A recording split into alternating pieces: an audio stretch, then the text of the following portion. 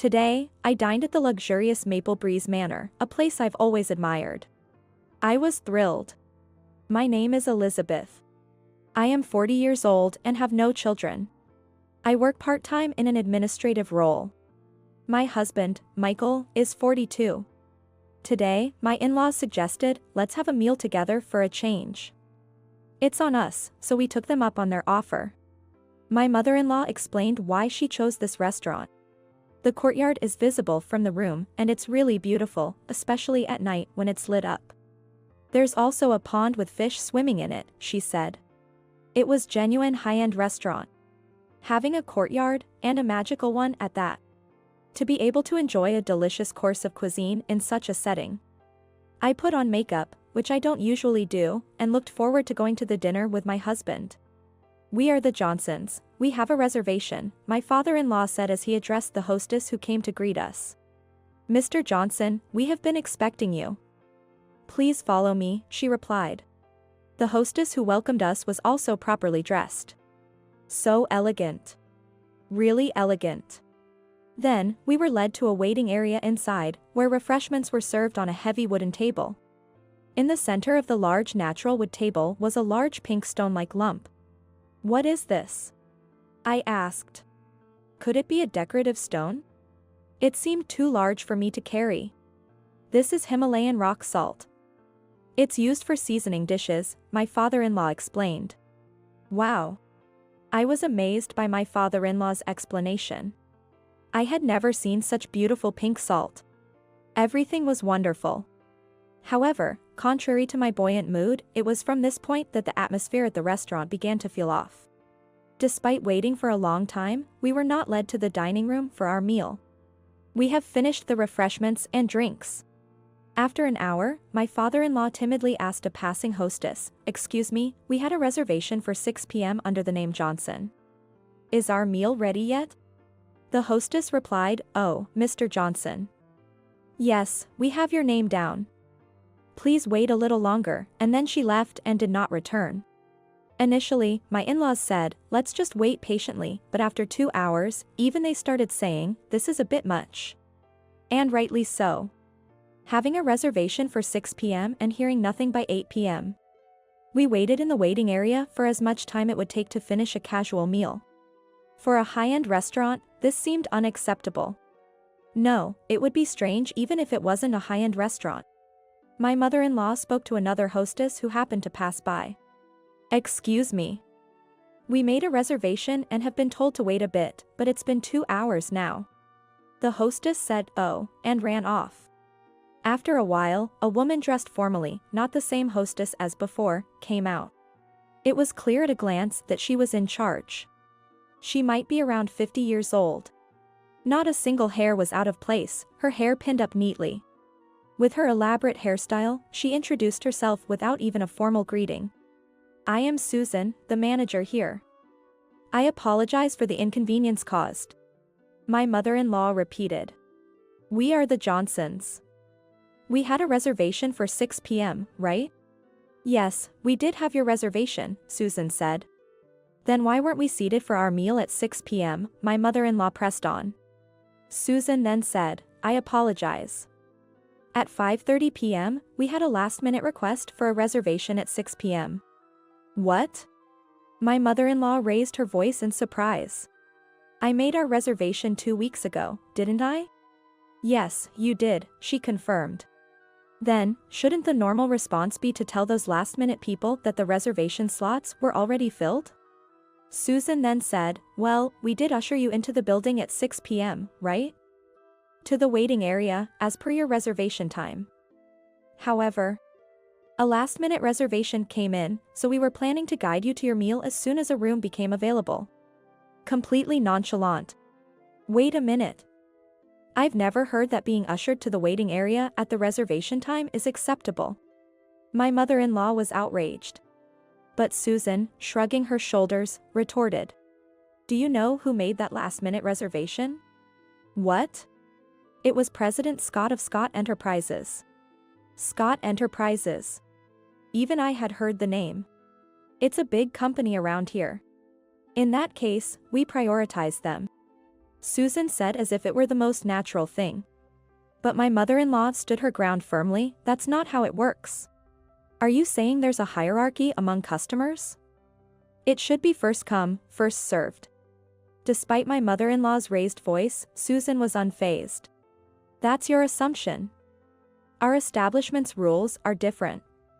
This place is a social venue for the successful.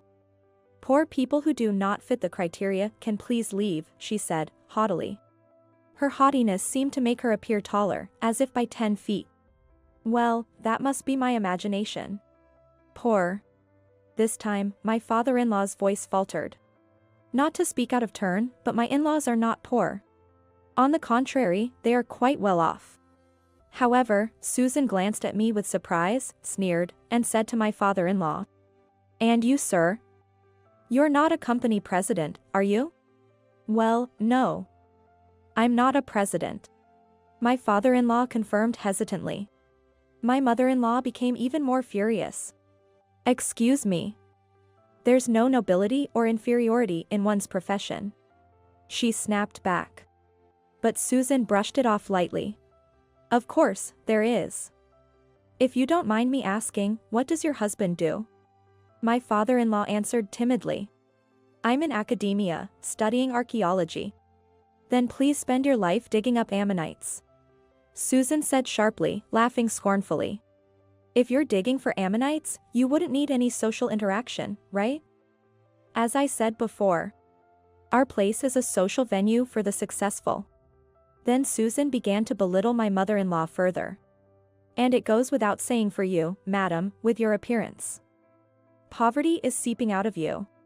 "What?" My mother-in-law raised her voice. "It's natural to get angry when suddenly criticized about one's attire. Is that from New Orleans in the southern region? They wear colorful plastic bead necklaces on Mardi Gras, right?" "That must be it." "Mardi Gras?" Though not exactly a plastic bead necklace, my mother-in-law was wearing a sparkly attire. By then, Susan's gaze had completely turned into one of disdain for the lower classes. "How dreadful. Elderly people from the South who are poor tend to haggle in department stores, don't they? Wearing such clothes. Such prejudice. Being from the South, I know that people don't haggle in department stores. And by the way, those necklaces that are supposedly worn by women from the South are actually from a brand and are quite expensive." Susan's head was filled with prejudices about everything, including professions. "People like you should wander around discount supermarkets. I was thinking of preparing a seat for you as soon as one became available. Maybe around 10 p.m., but being pressed by such poor people is completely out of place and has spoiled our mood, so please leave." Then, to the attendant behind her, she said, "Freshen the air after they leave. Poverty attracts more poverty." My mother-in-law exclaimed, "Enough.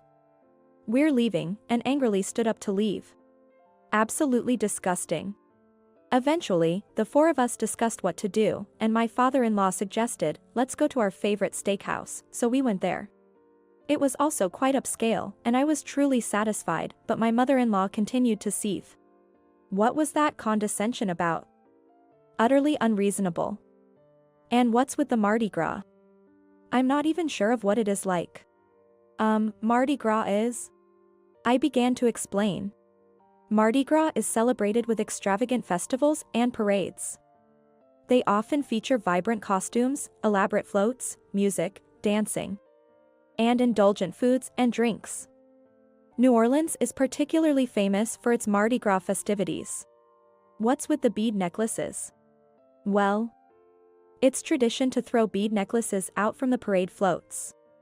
I was somewhat amused by Susan's oddly specific knowledge, but my mother-in-law's anger had reached its peak. That owner, looking down on people she considers poor, she deserves to be brought down a notch herself. My husband, my father-in-law, and I, all overwhelmed by my mother-in-law's intensity, swallowed our premium steaks without even chewing, gulping it down whole. Then, less than a month later, I received a call from my mother-in-law. "We're going to Maple Breeze Manor." Excuse me? I was taken aback on the phone. Why would we go back after such an unpleasant experience? Of course, for a meal. Let's meet at the same time, 6 p.m. Okay. They were the ones who said so. My mother-in-law said with a laugh before hanging up. That weekend, we were again at Maple Breeze Manor at 6 p.m. As soon as we arrived, an attendant greeted us at the gate. Immediately, we were recognized as the Johnsons. We've been expecting you. And shortly after being served drinks and refreshments in the waiting room, we were shown to our seats. It was clear we were seated in the best dining room with a view of the garden. And every dish that came out was incredibly delicious. The garnish included just a few berries and some elegantly placed herbs. Every single dish was crafted with meticulous care. A feast for both the eyes and the palate. Towards the end, prime rib was served, and we were told to enjoy it with Himalayan rock salt. The flavor, the tenderness of the prime rib, the depth of the Himalayan salt, it was sublime. I felt as though I could ascend to the heavens. My gaze shifted to the illuminated garden and the fountain. I felt as if I had become a queen of an ancient kingdom. As this dreamlike time was coming to an end, and we were enjoying our dessert, Susan, the very owner from before, approached us.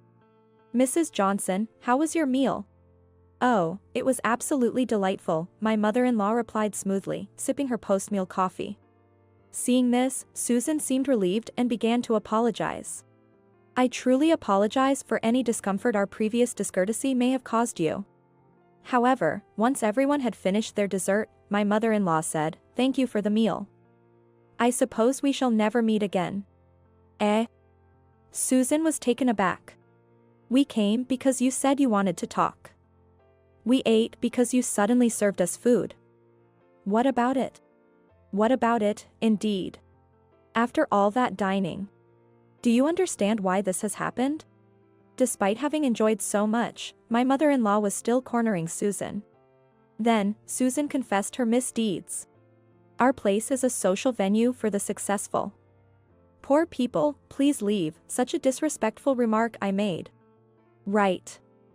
So, it's all about business first, isn't it?"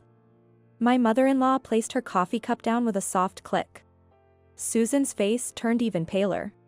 Today, her elaborate hairstyle seemed about 5 centimeters shorter than before. Susan began to apologize again. "I'm so sorry. I didn't think that the Anderson Group would cancel all their dealings with us." "I see, that's what this was about." I understood then. My mother-in-law was the Director of General Affairs at the Anderson Group's headquarters, which has branches nationwide. The wrap-up for the management training, appreciation parties, internal group networking events, year-end parties. And even the dinners for company trips. All these arrangements were handled by the General Affairs. And she was the head of it. She must have instructed the subsidiaries not to use this restaurant either. "It was your decision to assume that non-executives aren't successful, and that my bead necklace looks like Mardi Gras, right?" My mother-in-law scoffed and then said, "Don't underestimate the General Affairs. Don't look down on anyone other than the executives, that's what I think. I am truly, truly sorry for our rudeness. I apologize sincerely." Susan began to tremble with apology. "What exactly are you apologizing for?" "Let's hear it," my mother-in-law demanded, looking down on her. I judged you based on appearance alone. I considered you unsuccessful." My mother-in-law scoffed again and waved her hand. "You've completely missed the point of why I'm upset."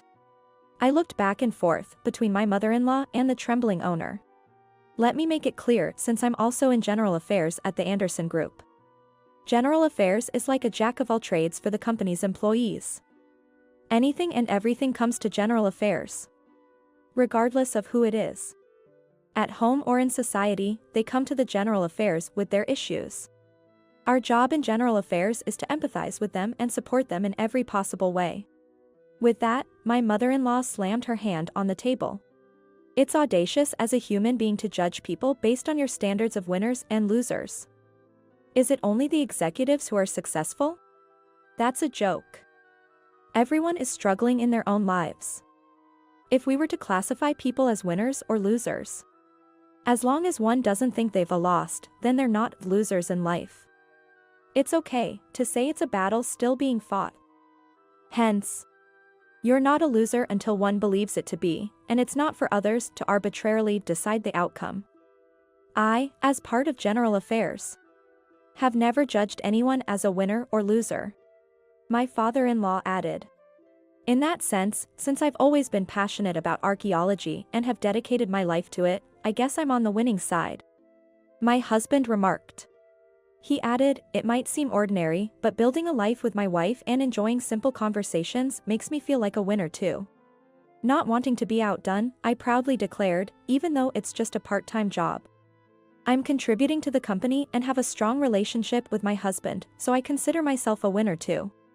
And regarding this dress you hastily labeled as poor people's attire, I continued. I'm truly sorry. Susan apologized. Do you equate being wealthy with wearing items flaunting the Chanel logo or being adorned with large brand logos? What do you mean? Susan asked. This dress is a bespoke piece from Gucci, worth $60,000. If you couldn't recognize that, then it's your lack of discernment that led to this misunderstanding. Gucci. Susan gasped. My mother-in-law chuckled and gently tugged at the fabric of her dress near the chest. See? Each gem is meticulously sewn by hand. It's fair to call this a masterpiece, epitomizing the pinnacle of Italian craftsmanship. I believed this garden and establishment were fitting for such a gown. It's unfortunate you failed to appreciate that. Susan began to sob, her tears mingling with mucus. Well then, shall we head home? My mother-in-law suggested as she rose to her feet. Susan clung to my mother-in-law's legs. I'm truly sorry. Please, consider the meal on the house. My mother-in-law shook off Susan's grip. We'll settle the bill. We came at your invitation, and you served us without inquiry. However, we'd rather not be accused of dining and dashing. Being judged by someone who categorizes people into winners and losers over such an accusation is equally troublesome. Take this as a farewell gesture and accept it with gratitude, she stated, even as Susan clung more desperately. If the Anderson Group forsakes us, both I and this establishment will indeed be the losers. I beg for your leniency. That's precisely the point. My mother-in-law interjected, silencing Susan's pleas. Life isn't a loss until you concede defeat. Were you even listening? Given your tendency to rashly determine your patron's fates, you might lack the insight to grasp such notions. Life's trajectory, whether shaped by karma or destiny, can shift. In that regard, this restaurant faces a formidable challenge, but view it as a repercussion of your readiness to judge and categorize individuals. My mother-in-law stated with finality. Finally, she freed herself from Susan's grasp. As Susan continued her tearful pleading, my mother-in-law remarked at the entrance, on our visit, you prioritized Scott Enterprises over us. A company under our contract. I doubt their president will return here either. Subsequently, Maple Breeze Manor shut its doors. The location transformed into a popular chain steakhouse. Given that my mother-in-law's firm was their largest client, the outcome seemed inevitable. Susan sought part-time employment at the steakhouse but was unequivocally turned down. Known as the former owner of a prestigious restaurant, she remains unemployed. My father-in-law learned of this through the steakhouse manager at a company event. I can't pull someone's chestnuts out of the fire, the manager quipped with a smirk. A month later, my mother-in-law returned home, arms laden with a lavish bouquet from her colleagues. My husband and I rushed to congratulate her. Some had to be delivered because they were too numerous to carry, she exclaimed joyfully. Indeed, that day marked my mother-in-law's retirement from the firm.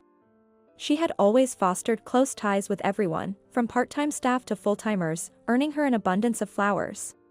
I'll still be consulting for another 5 years. With all this attention, facing everyone at work tomorrow will be interesting, she chuckled. With all these flowers and congratulatory notes, you're certainly a champion at the firm. There's still a long journey ahead. I'm midway through, not yet victorious or defeated. She responded with vigor.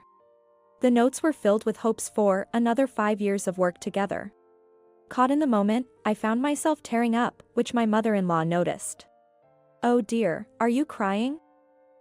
It's just allergies. Definitely allergies. Being cherished and esteemed by her peers, such a mother-in-law is truly exceptional. I'm sure that she will always be the mother-in-law that I have always been proud of.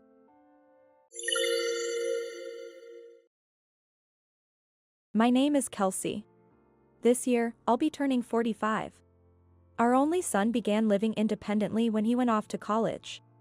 And suddenly the house that my husband and I once shared with him feels much more spacious. This custom-built home was designed after many discussions with my husband.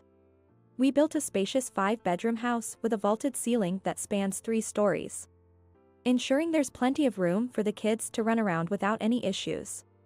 Our large balcony is where I proudly grow my herbs, from lavender to chamomile, and edible ones like basil, mint, and rosemary. I grow a variety of herbs. A mojito made with freshly picked mint is the best, and my homemade basil sauce is my son's favorite. I always pack it in jars and sneak it into the care packages I send him. My husband's study, a space he's particular about, has ample workspace and large shelves that reach the ceiling, displaying his collection of books and video games.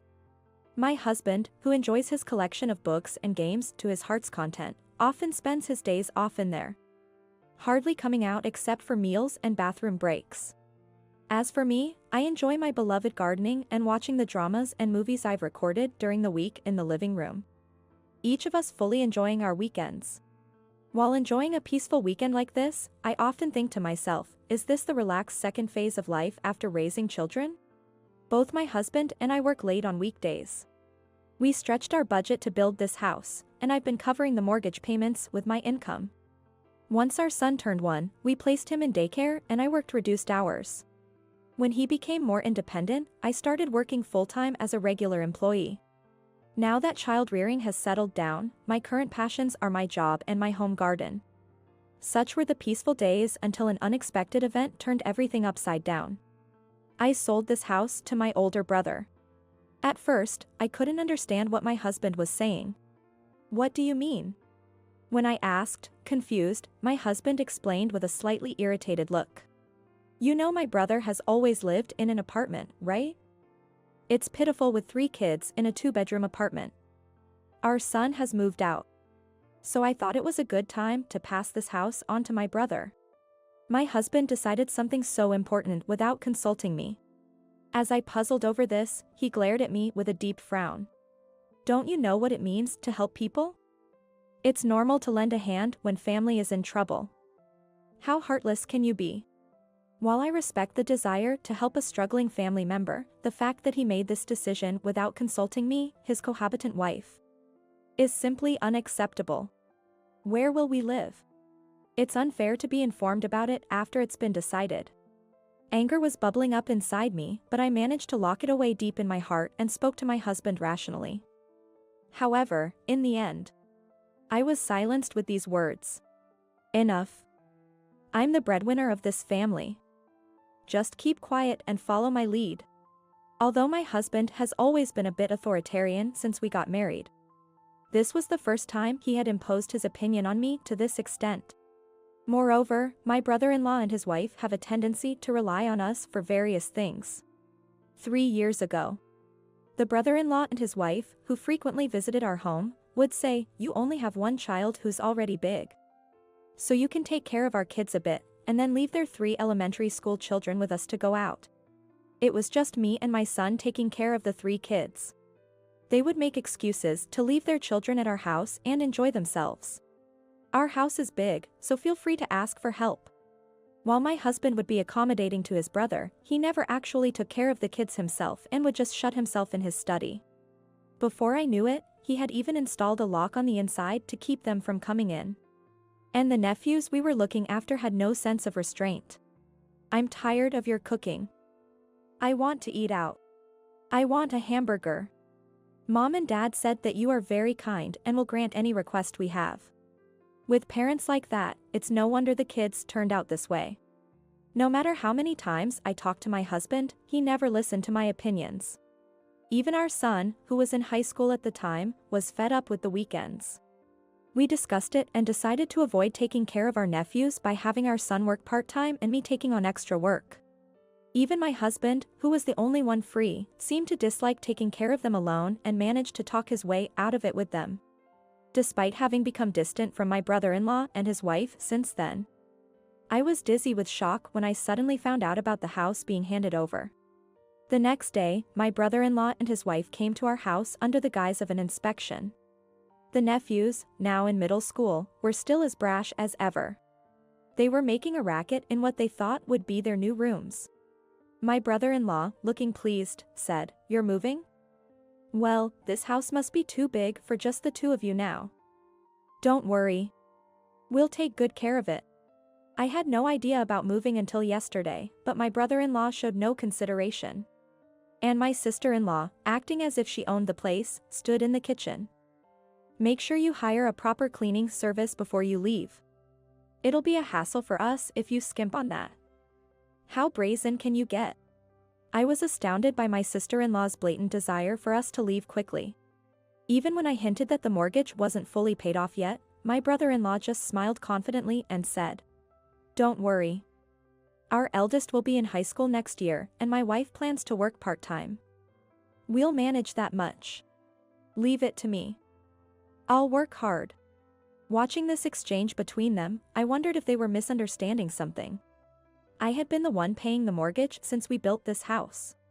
The monthly payment is $1,800. Can my brother-in-law and his wife really afford such payments? As a pharmacist, I have a decent income, but it's still a significant amount. By contrast, I heard from my husband that my brother-in-law's take-home pay is about $2,000. It's impossible to live on the remaining $200. My brother-in-law and his wife seem to think that I work as a pharmacy clerk with a low salary and that the mortgage payments are not substantial. Pharmacy administrator, was it? That title does sound pretty cool, doesn't it? I'm currently studying for a medical administration certification through a correspondence course. Once I get it, I'll re-enter the workforce. My brother-in-law and his wife are carelessly optimistic. My husband is a very proud man, and I've always sensed that he feels somewhat inferior because I earn significantly more than he does. To avoid letting others realize the salary gap, it seems my husband has been describing my job as something like a pharmacy clerk. Well, that's beside the point, but my brother-in-law and his wife must think they can manage the repayments if they both work. As I was thinking along those lines, my brother-in-law suddenly asked me, "By the way, how much is the mortgage per month?" My husband's face, which had been smiling until then, froze. It seems he wasn't fully aware of the monthly repayment amount either. "It's $1,800. I said it without any hesitation. My husband, my brother-in-law and his wife were stunned.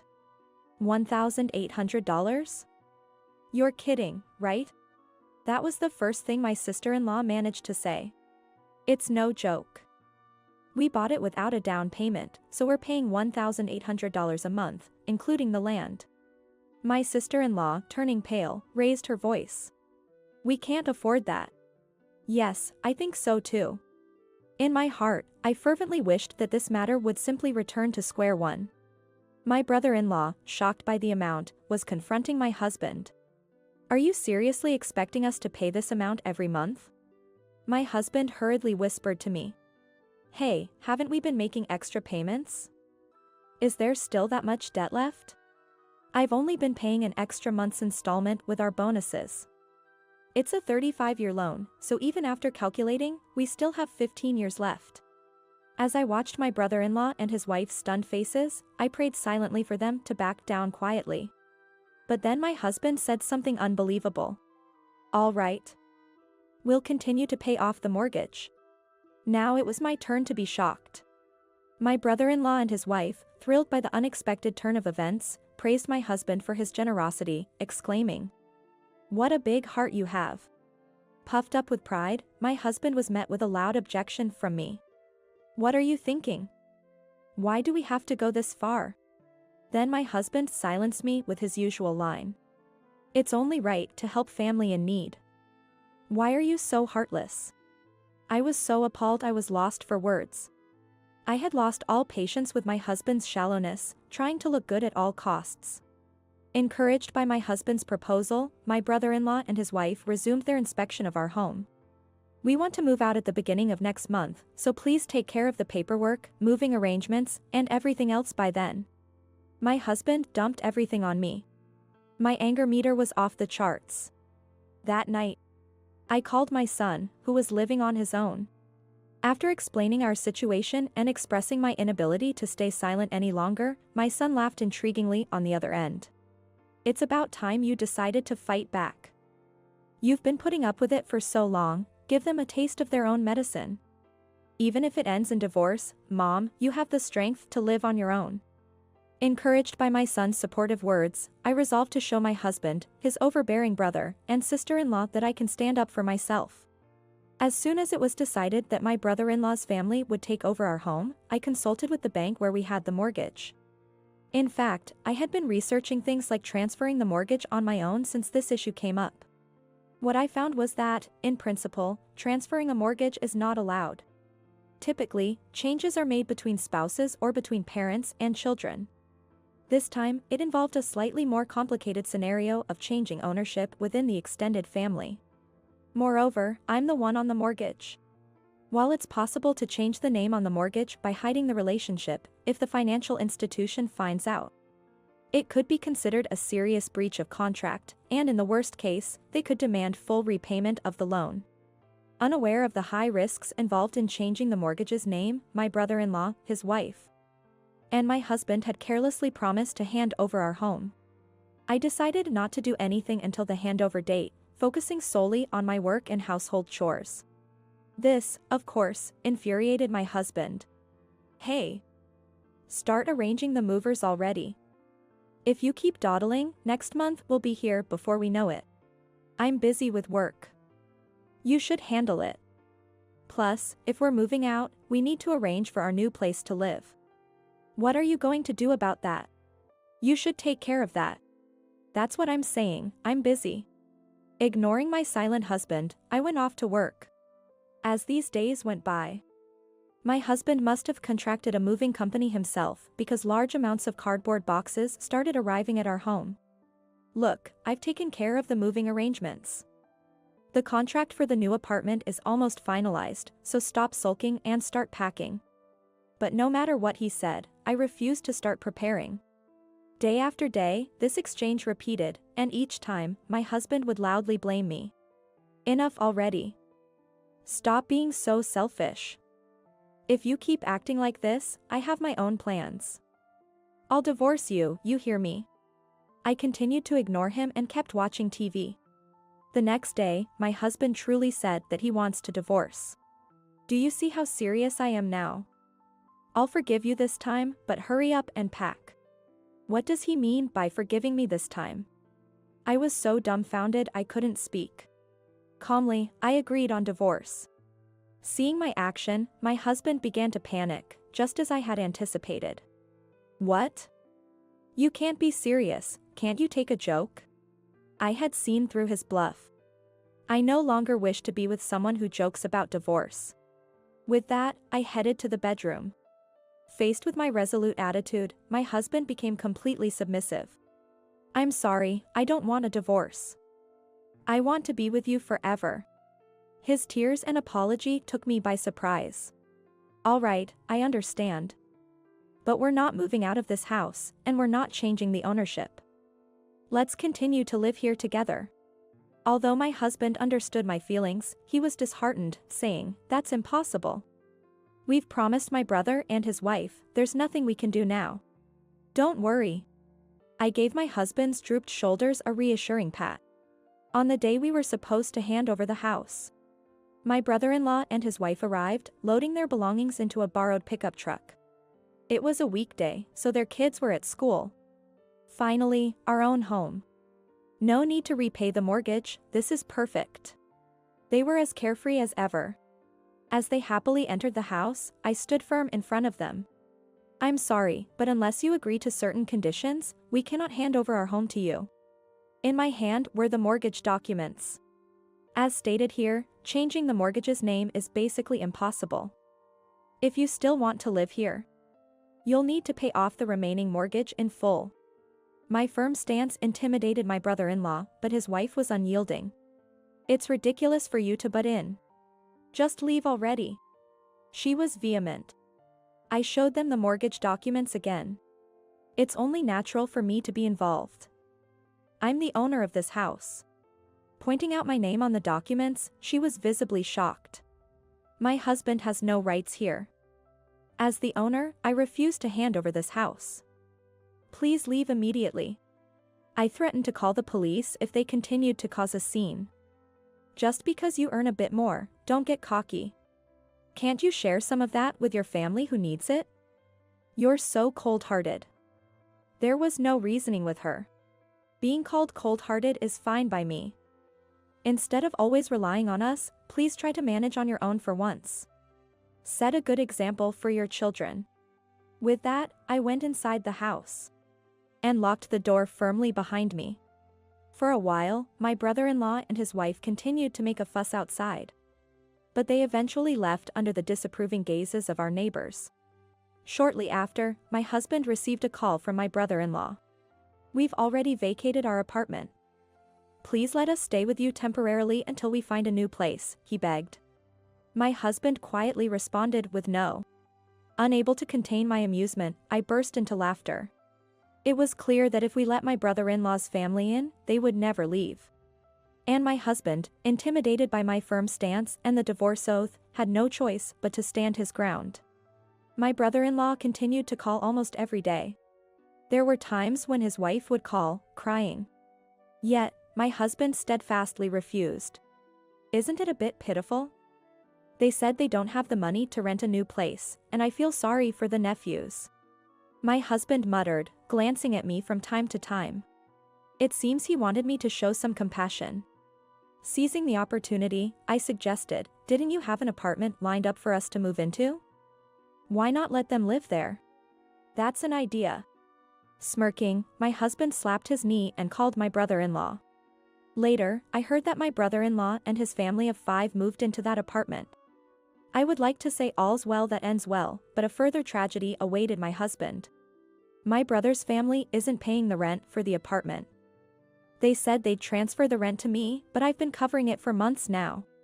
Just as expected. There was no way that shameless couple would pay the rent.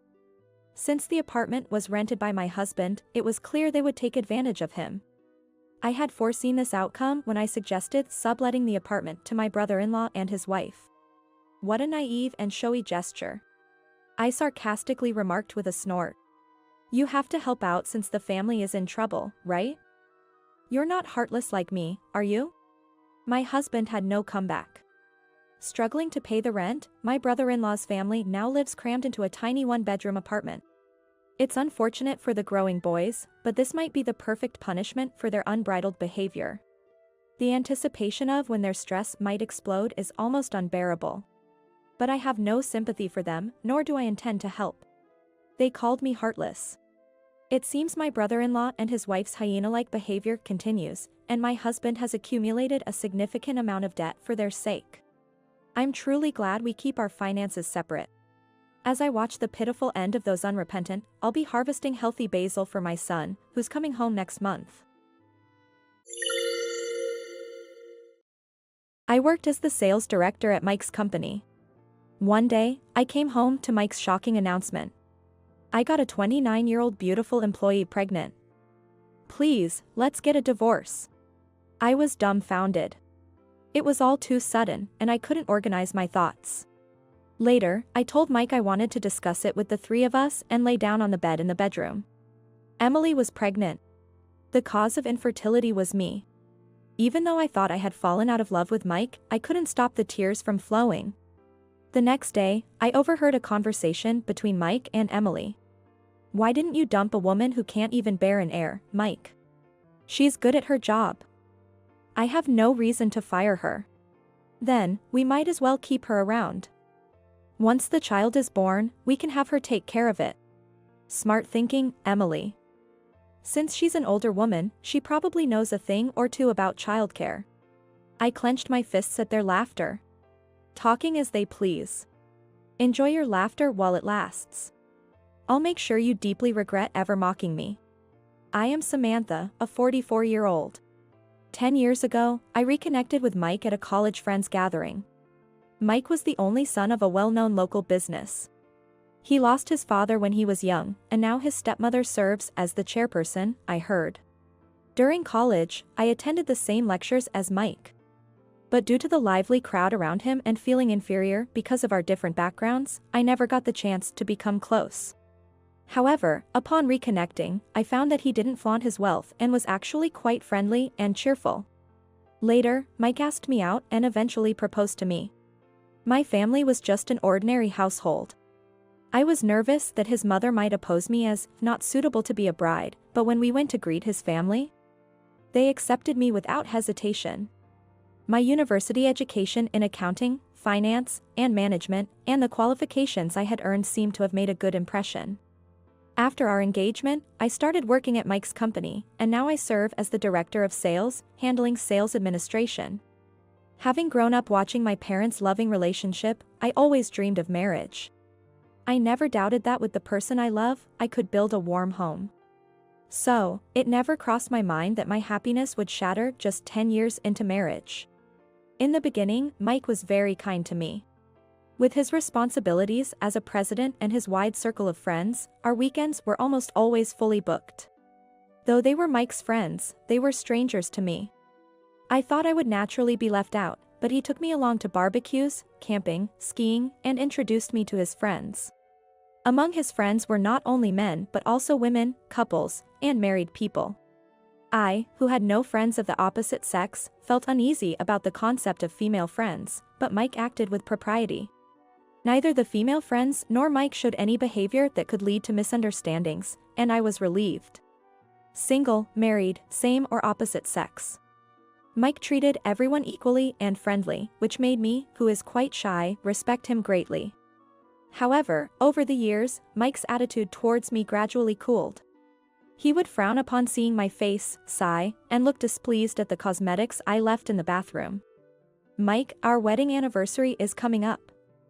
I'll make a reservation at our usual restaurant."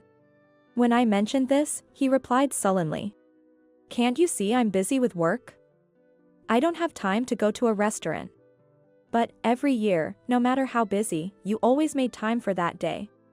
Then Mike sighed deeply and said in a frustrated tone, "If you want to go so badly, go by yourself.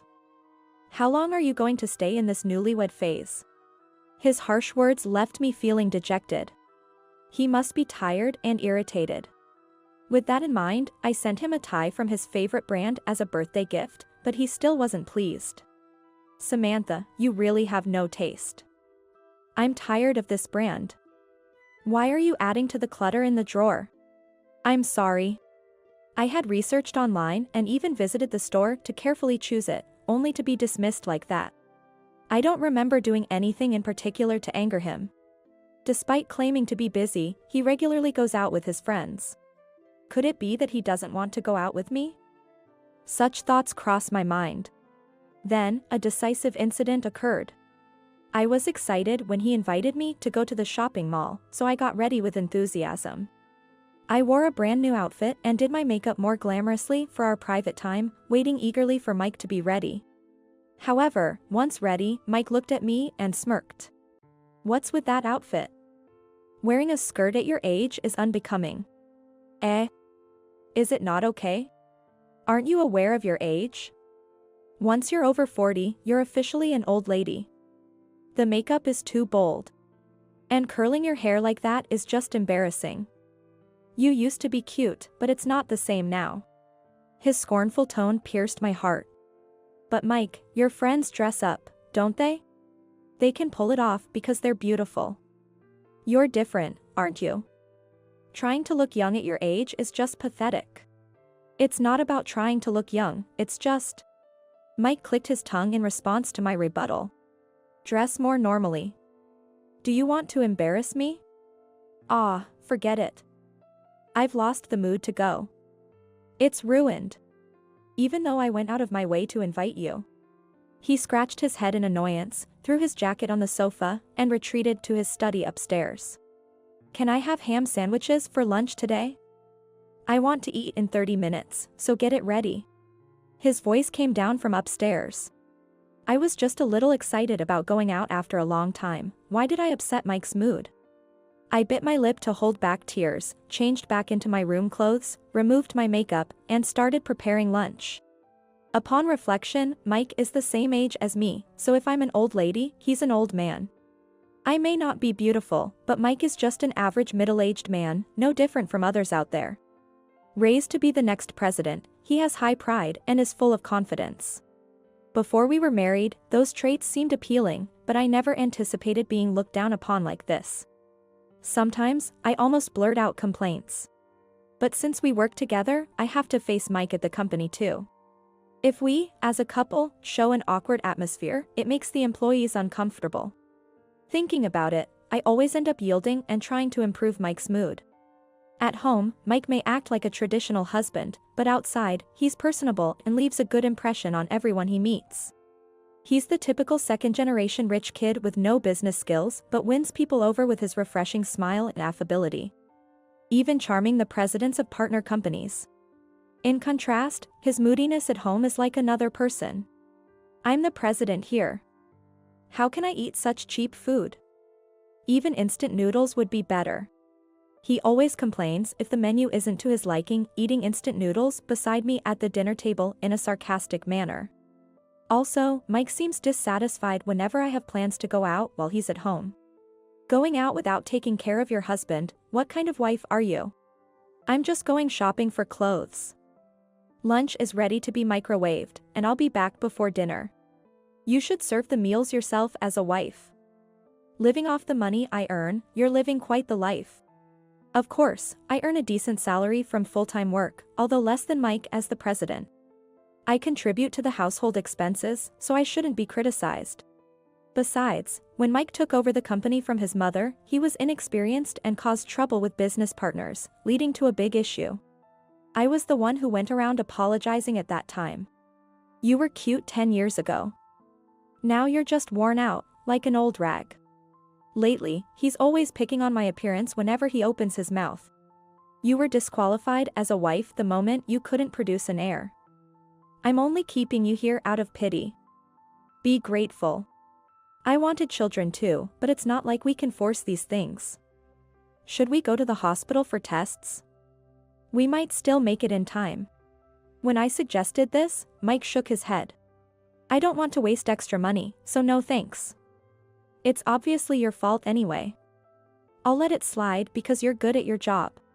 When I felt frustrated, I would meet with my best friend, Nicole, and vent to her.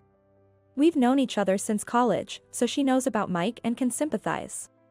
Mike puts on a good face in public, so he takes out his frustrations on you at home. He's hopeless. Nicole frowned as she rested her cheek on her hand. He used to go crying to you saying, "What should I do?" as if he made the company successful all by himself. Maybe he's forgotten his humble beginnings. I muttered softly. There was support from my mother-in-law and other executives, but I worked hard too. Thanks, Nicole. I feel better now. When I thanked her, Nicole said with a bright smile, I'm always on your side, Samantha. If anything happens, just tell me. I'll be there for you. Her words lifted my spirits somewhat.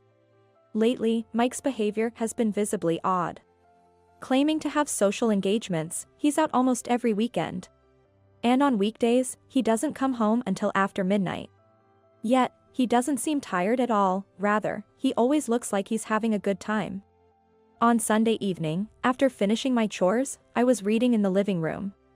Mike had left in the morning without even telling me where he was going, as usual. He wouldn't be back until late at night. Surprisingly, Mike came home just after 8 p.m. He entered the living room, his cheeks flushed, unable to hide his excitement. Hi. You're home early. Samantha, I got good news. What? What happened? I'm going to be a father.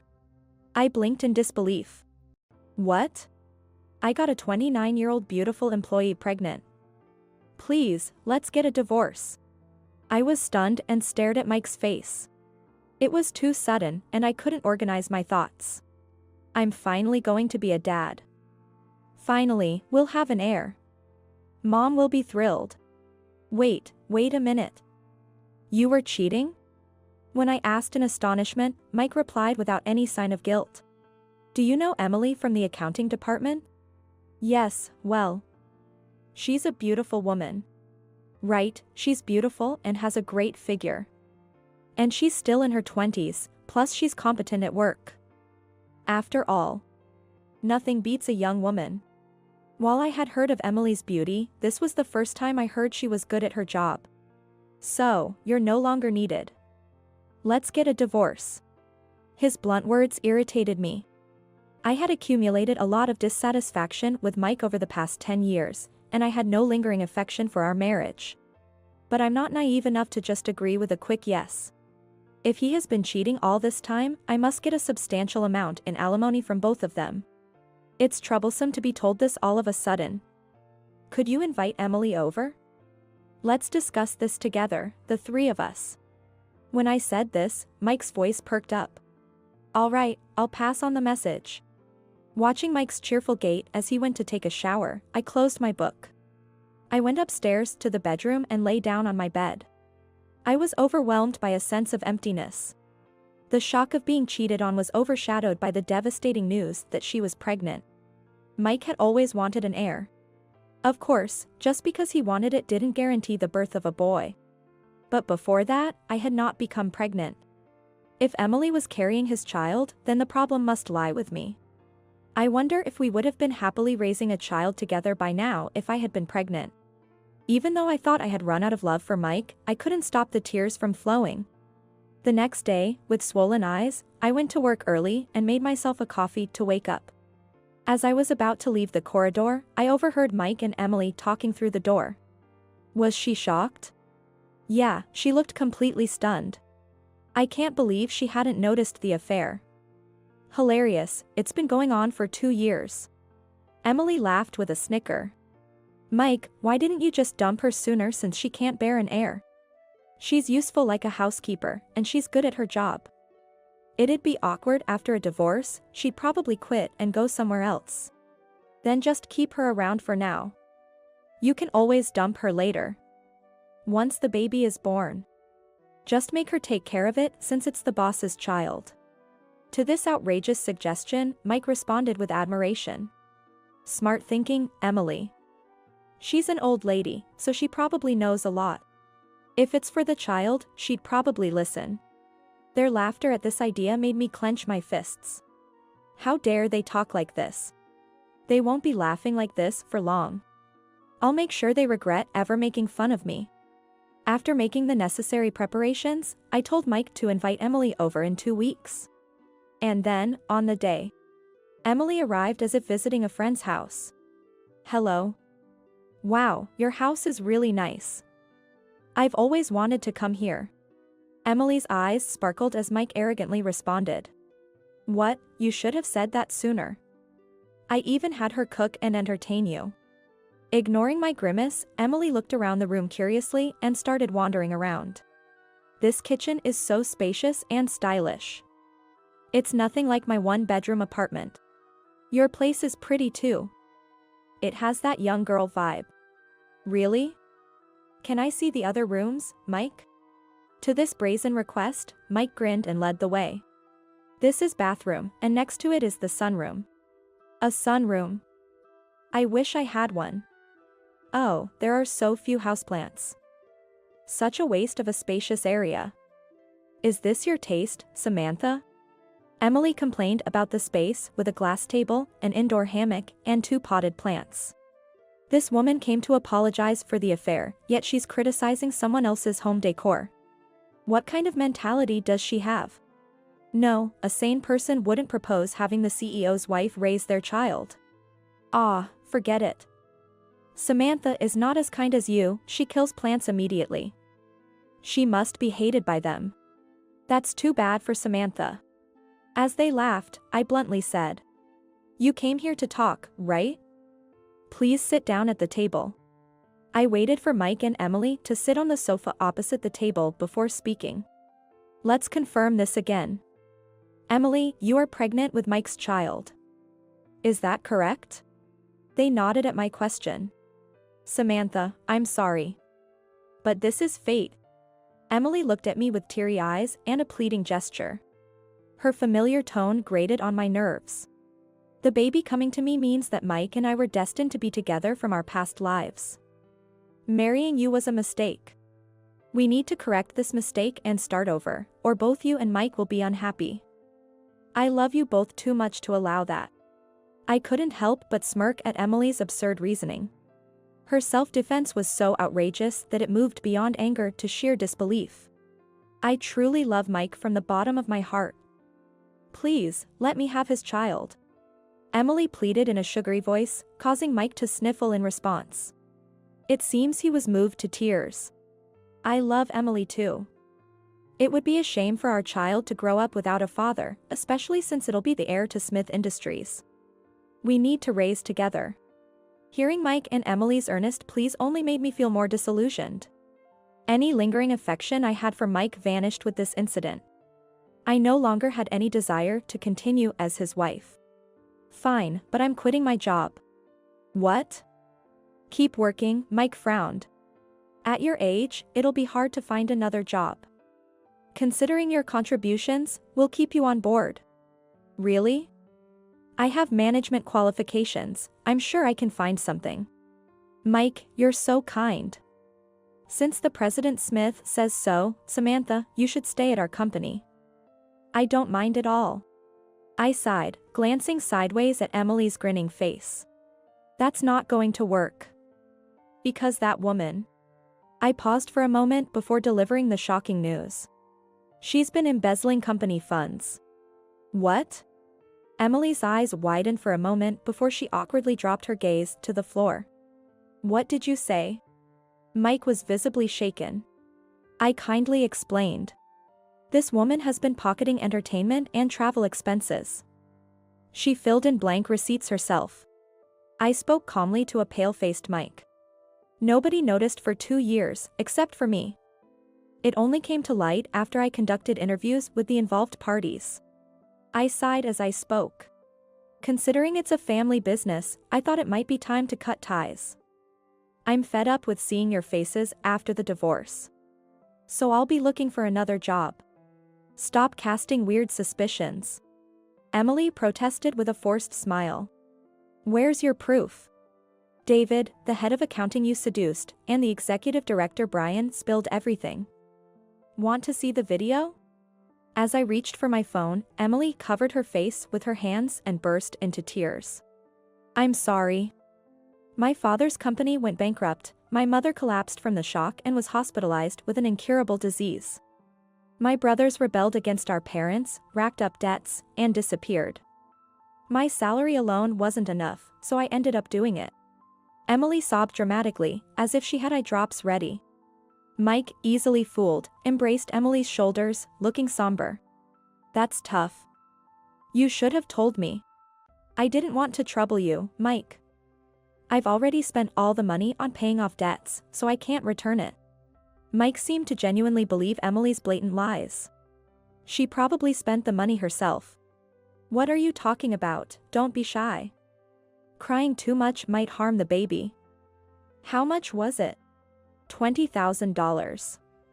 Of course, I expect it all back. Depending on your attitude, I might even sue for embezzlement. Let's cover that amount. Who knows about this? The entire board. I'll take care of it. Emily, don't do it again. Yes, I won't. Thank you so much. As Mike patted Emily's head, I was utterly disgusted. This is an unbelievably lenient decision for a CEO to make. It feels like watching a terrible lead couple from an outdated romance drama that's no longer in vogue, making me feel nauseous. I suppressed my nausea and proceeded as planned. So, Emily, was your part-time job at the nightclub also to help your family? Mike showed a brief sign of disturbance at my words, but quickly pretended it was nothing. Our company doesn't forbid part-time jobs. I just wish you had reported it. Sorry. Emily's face tensed, which I did not miss. With a smile, I laid out the photos I had obtained on the living room table. I'm not sure what to think about this, it seems harmful to the baby, but if it was Emily's decision, then it can't be helped. Emily's expression changed instantly. She snatched the photos from the table. This was photos with customers. Mike, you probably don't want to see these, right? While Emily responded with a forced laugh, I laid out different photos in front of Mike. Mike gasped. No wonder, the photos showed Emily arm in arm with various men, cheerfully entering hotels. The photos implied she had intimate relationships with multiple men. Emily hurriedly gathered all the photos, but it was too late. As Mike was at a loss for words, Emily desperately made excuses. It's not what it looks like. I felt sick during a date outside work and went into rest. I didn't do anything wrong. Mike, you have to believe me. Emily pleaded with sparkling eyes, but even Mike seemed shocked. Is that so? Ah, you don't believe in me. That's terrible. You're the only one for me. Emily clung to her own arm and made a feverish appeal, causing even Mike to look bitter. Sighing, I stood up. I brought out my personal laptop from the bedroom, inserted a USB drive I received from the detective agency, and played the incriminating audio. Mike held his head and cried out as the indecent voices filled the room. Stop it, please. The walls of hotels are surprisingly thin. It seems you can easily record through them. Is it the technology or the equipment that's amazing? Emily came up to me, furiously berating me. You shameless woman. Are you doing all this just to break us up? Don't you care about Mike's feelings? You don't mind hurting him. I'm just exposing the truth. You're the one who hurt Mike. By the way, are you really pregnant? Or do you just want to secure the position of a CEO's wife? It's different. My belly will start to grow soon. It's definitely Mike's child. With that behavior, who knows whose child it is? A mother's intuition. Intuition, huh? It's laughable how brazen she is. Emily confronted me, loudly arguing back. Besides, those guys were just for fun, not serious relationships. The only one I truly love is Mike. Really? Sorry, but I can't understand your logic. I shrugged in resignation and turned to Mike. What about you, Mike? Even if the child looks nothing like you, are you planning to raise it as your heir? Well, that's... Caught off guard by his hesitation, I threw a sarcastic remark. So, any boy will do, even if he's not yours? Just like a cuckoo. What? It's my child, so it's not someone else's. And don't talk, you can't even get pregnant. Emily exploded in anger. You know, despite being unattractive, you always acted so high and mighty. I've hated you since I joined the company. Just because you're competent at work, you boss everyone around. She glared at me, furiously ranting. Stop flirting with male employees, don't seduce the bosses, you're always so annoying. Emily, emboldened by my silence, continued her vulgar tirade. You're just jealous because you're unattractive, right? You thought you'd won by marrying President Smith, but too bad for you. Emily laughed shrilly. Hey, cut it out. Mike was appalled by Emily's foul mouth. He tried to stop her by pulling on her sleeve, but the heated Emily continued her tirade. Can't have kids, not attractive. In the old days, you would have been divorced long ago, but you're lucky it's the modern era. But that's just because Mike is kind. Despite being defective, he pitied you and kept you at home. But that's all over now. Hand over the title of CEO's wife to me, and go back to being a spinster. I let Emily's insults wash over me, finding it too tiresome to respond when the living room door opened. Mike turned pale at the sight of the person who appeared. Mom. Ah, Mrs. Smith? You're just in time. Emily, with a bright face, stood up in front of my mother-in-law. Nice to meet you, Mrs. Smith. I'm Emily from the accounting department. I'm carrying Mike's child. It's definitely a boy. Since I'm pregnant with the heir, I'll be marrying Mike. The mother-in-law made a face of utter exasperation and pressed her temples. She let out a deep sigh and spoke in a low voice. Mike. Can you silence this frivolous woman for a moment? Frozen by the mother-in-law's cutting words. Emily was looked upon as if she were trash. Only Samantha is my daughter-in-law. Mike, this is what happens when you're too passive, you let weirdos take advantage of you. Emily, confused, forced a smile. Mrs. Smith, the child in my belly is Mike's. My intuition as a mother says it's a boy. I'll give birth to a worthy heir. Unlike the incompetent Samantha. The company needs a child for its future, right? However, the mother-in-law scowled at Emily's desperate plea and retorted. I don't care whether it's a grandson or granddaughter. Wanting to be the CEO's wife, are you sane? After embezzling company funds. You have the nerve to say that. But Mom, Emily has a complicated family situation. Can't we overlook this just once? The mother-in-law responded with a half-smile. Such a foolish child. Did you really believe that story? Seeing the documents the mother-in-law placed on the table, Mike looked pitifully crestfallen. Mom, you also had a private investigator look into Emily. I see. I chuckled as I looked at the documents. Your parents work for a major corporation, and your brother is studying at a university in England. Your family seems much wealthier than mine. So? The embezzled money was for your own use? Mike, in disbelief, stared at Emily. You've been photographed shopping in bulk at brand stores. Debts from card payments, that sort of thing, right? The mother-in-law snorted. Also, the gynecologist Emily visits is an acquaintance of mine. After a chat, it turns out she isn't pregnant at all. What? She's been going there for irregular periods, right? Emily turned bright red at the mother-in-law's sly remark. Old hag. Don't go spreading my personal information. All right. Just be prepared to be sued for embezzlement. Nicole, please proceed with the formalities. Certainly, Mrs. Smith.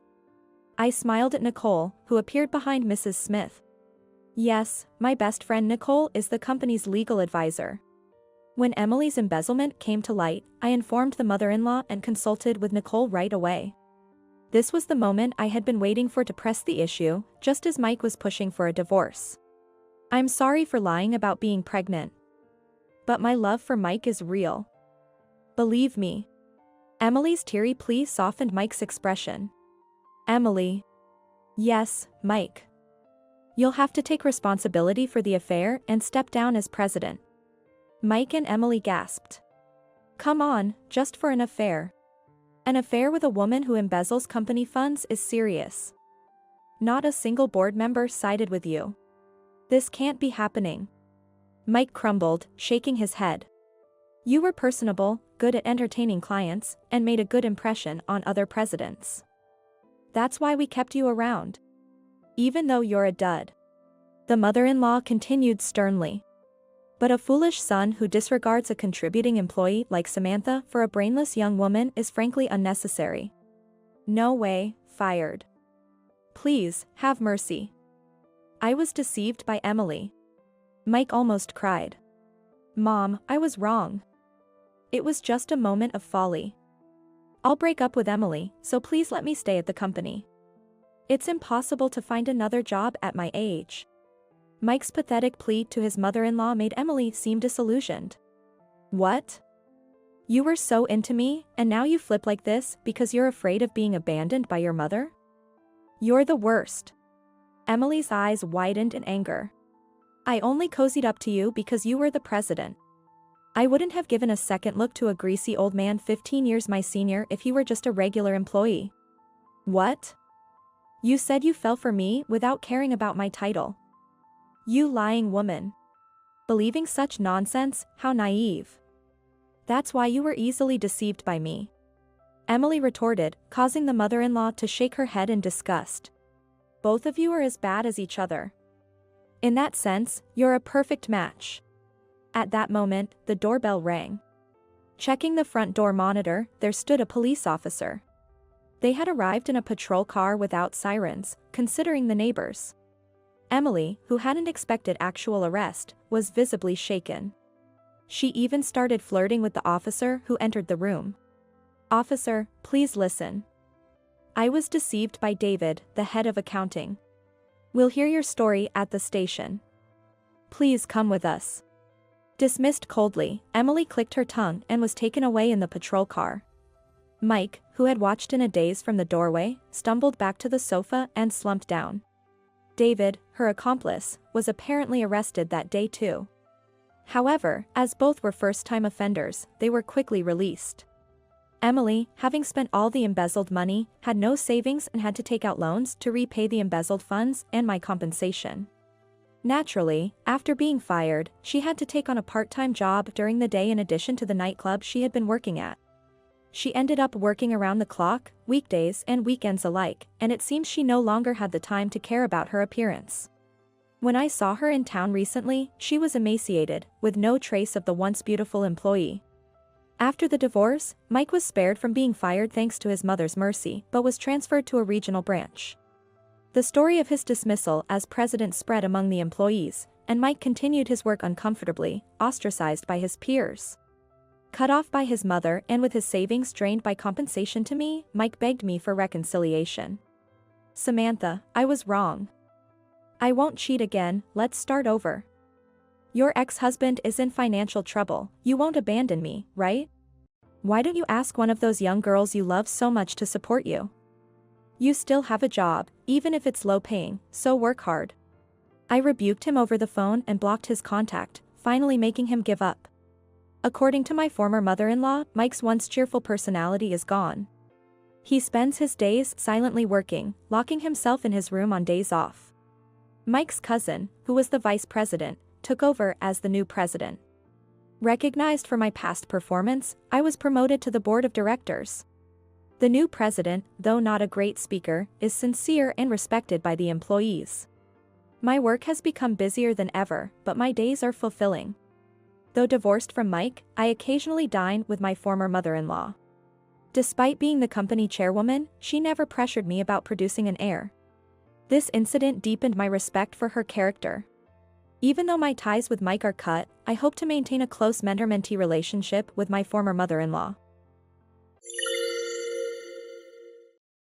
I'm Samantha, a senior at a university in New York, having moved from Halifax. This year is my graduation, and since my job hunting has settled, I'm now leisurely enjoying the rest of my college life. I have a brother called Joshua who's taken over our family business back home and is doing his best. He always tells me things like, "Find yourself a good partner soon," or "Aren't you getting married yet? You'll end up an old maid." I think to myself, what about you? But he always excuses himself by saying, "Work is my lover." But he's actually a pretty reliable brother. Our parents are working with him in the family business, but now that they're past their 60s, they're focusing more on supporting Joshua. And now, Joshua is getting married. His fiancée is Emily, 27 years old. She works for a major corporation in New York. They met in college through a horseback riding club they were both interested in. They had a long-distance relationship, but it beautifully led to marriage. Her father is an executive at a well-known company. It seems like her family is quite distinguished. Since I live in New York, I got to meet her when Joshua visited. This is my sister, Samantha. Unlike me, she's quite good-looking, right? But she's got a strong will and still has no boyfriend. Joshua would joke. "Hey. Oh, I'm Samantha, his sister. I'm not as strong-willed as he says. Nice to meet you." I greeted her in a casual manner, following Joshua's laid-back introduction. Such a close relationship between siblings. I'm an only child, so I'm a bit envious. She smiled. But soon, I'll be your sister-in-law. It's so nice to think I'll have such a wonderful sister-in-law instead of this clumsy brother. Ahaha, you got me there. It was a somewhat unusual first meeting.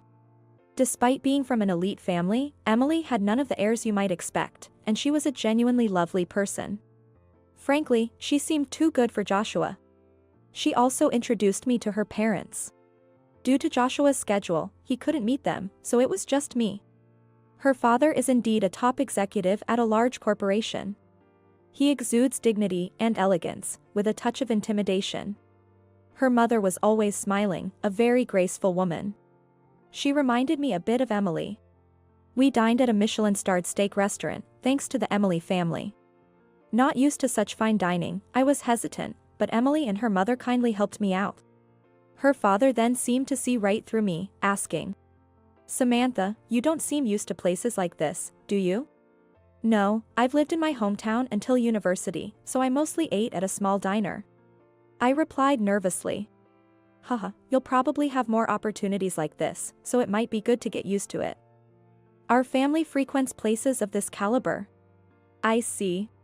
I was a bit taken aback by the mention of our family and his somewhat condescending attitude. Dad, that's rude. Samantha is still a student, so it's natural she's not familiar with these kinds of places. Emily came to my defense. Exactly. It's not like we always eat at fancy places. After all, your favorite is fried calamari.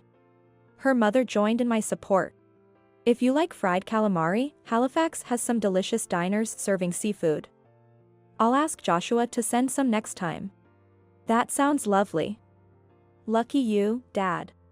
Well, I'm always up for trying delicious food. After being gently scolded by his wife, her father became a bit more subdued. The dinner continued in a harmonious atmosphere. Didn't I hear your family is in agriculture? Her father suddenly asked me, as if the thought just occurred to him. Joshua's working hard taking over the family business. He has a resilience you won't find in city men, and he's a really good person. Oh my, aren't you two just adorable? Mom, stop teasing. They seem like a close-knit family. However, her father seems to be a bit different. Is it really okay for his family business to be in farming? Won't you struggle after marrying into it? Work might be tough, but it's not all manual labor like in the old days. There's been a lot of mechanization, hasn't there? Emily countered. That's only for large-scale operations. What about your family's farm? Do they have things like planters and combine harvester? He then asked me. We don't have planters or combine harvesters. As I thought. A poor farming family from the countryside, then. He concluded sharply. Well, we're not struggling to make ends meet. Sure, we're in the countryside, and sometimes bears show up, but… don't strain yourself. From our family's perspective, yours seems quite impoverished. Dad, that's a rude thing to say. Emily scolded him, but he continued. I just don't want you to be unhappy. If this marriage means you'll face financial difficulties, I can't approve of it. You should marry someone suitable for our family. Emily was visibly upset by his remarks. What are you saying? Samantha is right here. It's embarrassing for me. Trying to calm the situation, her mother intervened. Why don't you and Samantha go have some coffee? I'll have a word with your father here. Encouraged by her mother, Emily and I left the restaurant. I'm sorry about my father's rude remarks. Don't worry about it. I'm sure your father just finds it hard to let you go. Thank you for saying that. She managed a small smile. Eventually, the date for Joshua and Emily's wedding was set, and it was to be held in Halifax. Emily had to go ahead for the preparations. And Joshua tasked me with bringing her parents. Of course, Joshua would cover all expenses. Joshua said, treat them as you see fit, don't worry about the expenses. With that in mind, I pondered the possibilities. However, her father, having already labeled my family as poor farmers from the countryside, arrogantly insisted on arranging his own travel and accommodations, telling me not to bother. I've been instructed by Joshua to ensure you receive the best hospitality, and he will be covering the expenses, so there's no need to worry. I firmly responded. Your idea of the best might be limited by your means. Elites like us won't be satisfied easily. Are you planning to squeeze us into a cramped budget flight and a cheap inn? That would just be a nuisance. We'll make our own arrangements. That won't be necessary. I firmly countered his baseless assumptions. Yet, he remained unyielding.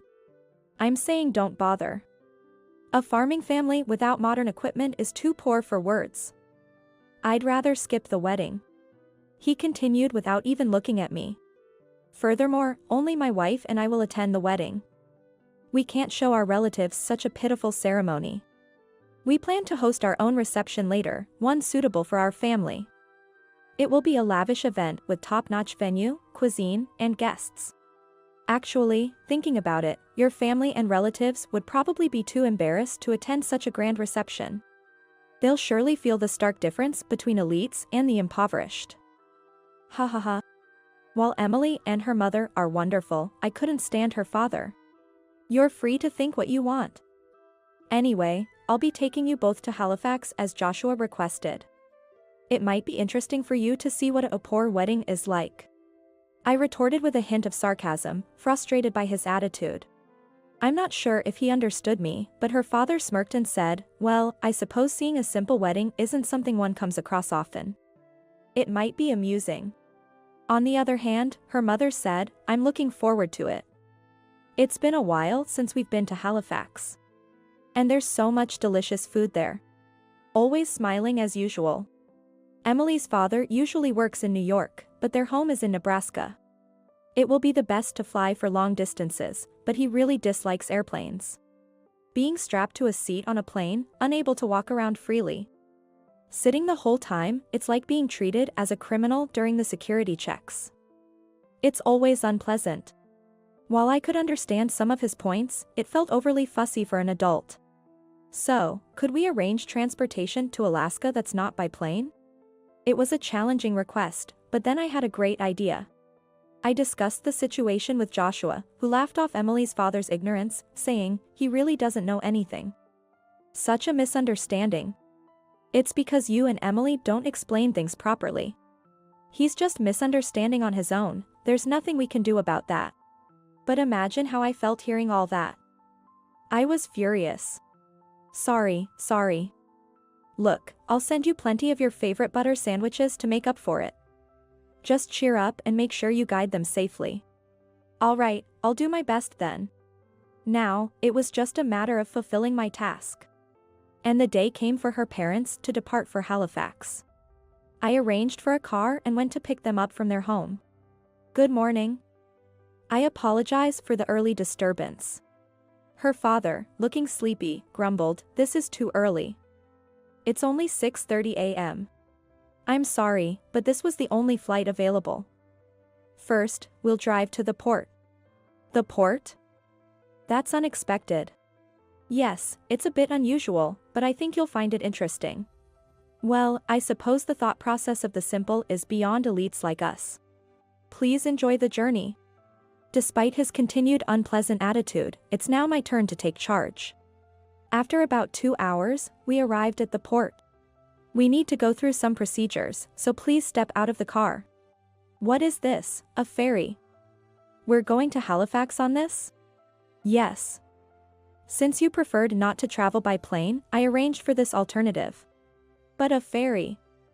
You're not planning to make us sleep in a communal area, are you? Her father shook his head, making a face as if to say, absolutely not. Not at all. You'll be staying in a top-class suite. The meals are also specially prepared and quite luxurious. We even have premium beverages available. I see.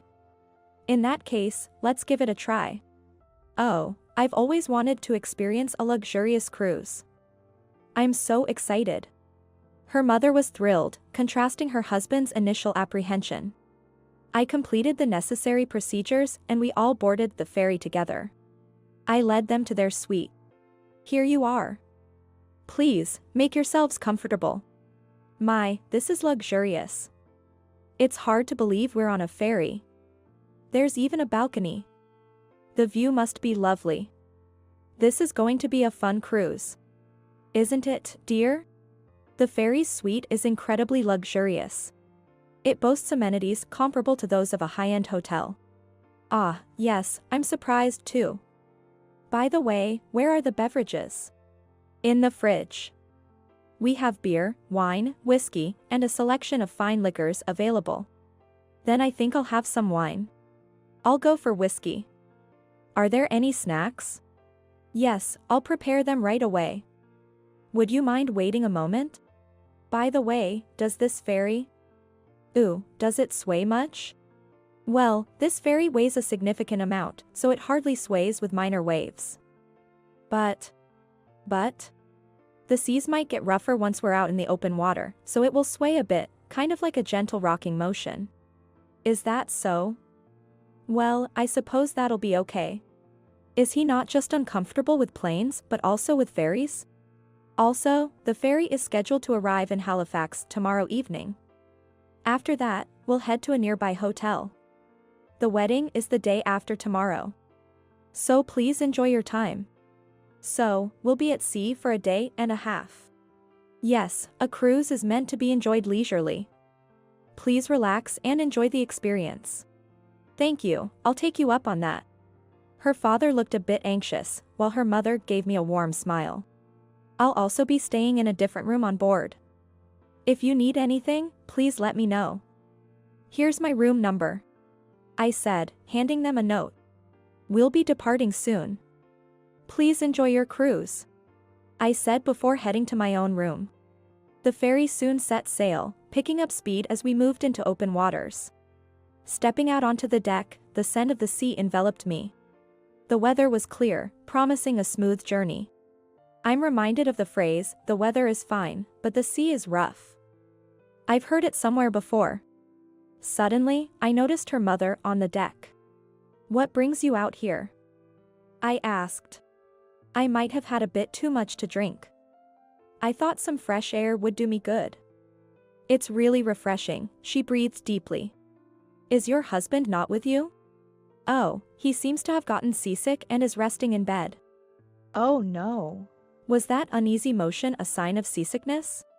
But he was the one who requested a non-airplane mode of transport, so he can't really complain. That must be worrisome, I replied, trying to sound sympathetic while internally finding the situation somewhat amusing.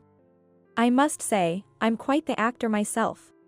Well, he had been quite rude to you, so maybe it's just karma. We shared a laugh, understanding the irony. Later, we had a lavish meal prepared, but her father could only stomach some porridge. Her mother and I enjoyed the feast in his stead. About 30 hours after leaving, the ferry arrived in Halifax. After a day and a half at sea, her father was completely worn out and had to be wheeled off the ferry in a wheelchair. You've had a long journey. We've arrived now, so you can relax tonight on land. If I had known it would be like this, I should have taken the plane. No more ferries for me. He muttered weakly before hastily retreating to the hotel. And then came the day of the wedding. Her father seems to have recovered quite a bit after a day. But perhaps embarrassed by his behavior the previous day, he avoids making direct eye contact with me. We'll drive from this hotel to the wedding venue. It'll take about 2 hours, so feel free to rest in the meantime. Countryside distances are something else. He mumbled under his breath. More like, it's Halifax.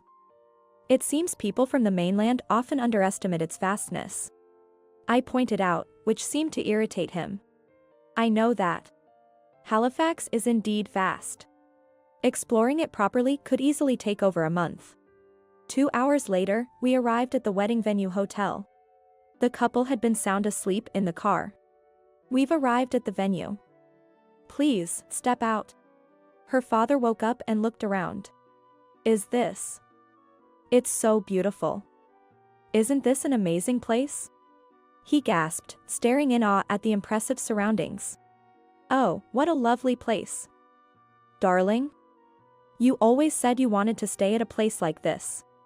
Her mother, as usual, was doing things at her own pace. We got ready and headed to the chapel where the wedding was to take place. Emily, veiled, looked stunningly beautiful, making me gaze in awe. In contrast, Joshua seemed a bit uncomfortable in his tuxedo, which made me laugh. Her father was looking around restlessly, while her mother was cheerfully greeting people around her. The ceremony concluded without a hitch, but the main event, the reception, was yet to come. We waited in the lounge while the bride and groom prepared. For some reason, her father was pale and sweating. Her mother, on the other hand, was all smiles. There are many guests from different places here. Oh, look, isn't that person dressed in an interesting way? Indeed, Joshua has a wide network around the world, and today, guests from over 20 countries were invited. I also recognized some foreign acquaintances and went to greet them. Her father seemed to freeze up in front of some distinguished foreign guests. Soon, it was time to move to the reception venue as the preparations were complete. I took her father's hand, who was still frozen, and led him inside. The real excitement was just beginning. The reception was held in a lavish hall. With nearly 200 guests, I'd guess. There were over 20 large round tables. Being part of the family, we were seated near the entrance, at the back. This allowed us to see all the guests as they arrived. What? Wow. Her father was the first to exclaim. He must have spotted a celebrity among the guests. Her mother joyously observed, "Isn't that person well known in the music scene? And over there, a famous athlete, right? There's an actor. And that person is a well-known sports figure." I don't recognize the guests from other countries, but they all seem quite distinguished. Clapping her hands in delight. Yes, Joshua is involved in agriculture, but specifically in livestock, breeding racehorses, to be exact.